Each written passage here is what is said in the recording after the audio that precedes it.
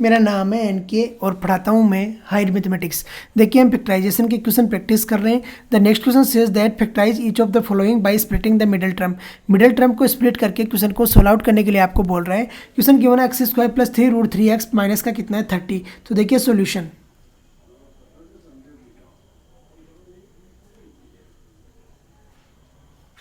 सबसे पहले given write down करना है, तो given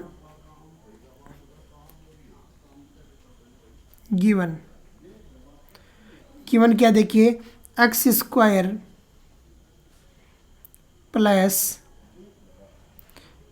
3√3x minus 30 is equal to आपको वैल्यू फाइंड आउट करने के लिए बोल रहा है। सबसे पहले क्या करोगे, जो आपका कांस्टेंट टर्म है उसका x² का जो कोफिशिएंट है उससे मल्टीप्लिकेशन कराइए। तो x² का यहाँ पर तो कोफिशिएंट आपको दिख रहा है कि कितना है 1 है, तो 1 से मल्टीप्लिकेशन है कितना आ गया 30 आ गया।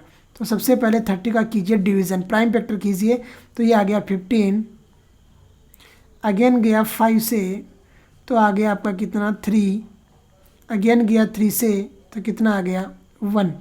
अब देखिए राइट डाउन कीजिए by splitting of the middle term, bye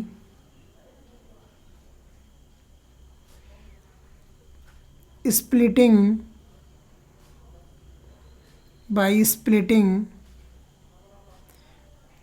of middle term.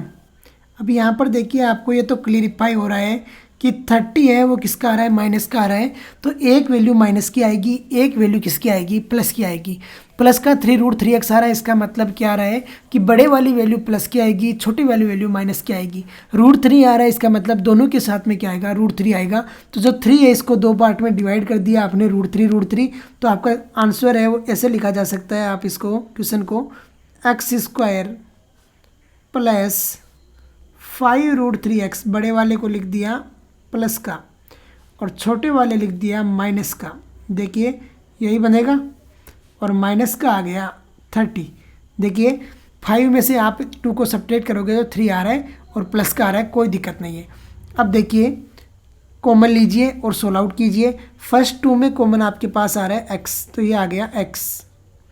जब x कॉमन लिया तो ये बन गया x + 5√3, x + 5√3 माइनस का यहाँ पर 2√3 कॉमन आ गया, तो 2√3 कॉमन, 2√3 कॉमन लिया तो x एज इट इज, और यहाँ माइनस कॉमन आ गया तो प्लस, 2 कॉमन लिया तो 15, और √3 कॉमन लिया तो 5√3, तो x + 5√3 आ गया।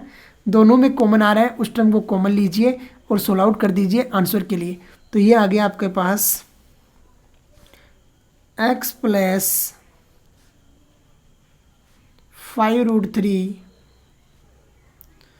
और इंटू में क्या आ गया x - 2√3, और यही क्या रहेगा आपका फाइनल सॉल्यूशन रहेगा। देखिए कैसे हमने सोल्व आउट किया है, किस तरीके से वैल्यू फाइंड आउट की है। अंडरस्टैंड कीजिए कि कैसे लेके चलते हैं और किस तरीके से सोल्व आउट करके आंसर निकाल देते हैं। तो इसी के साथ में हम आज का लेक्चर फिनिश करते हैं। जय हिंद, जय भारत।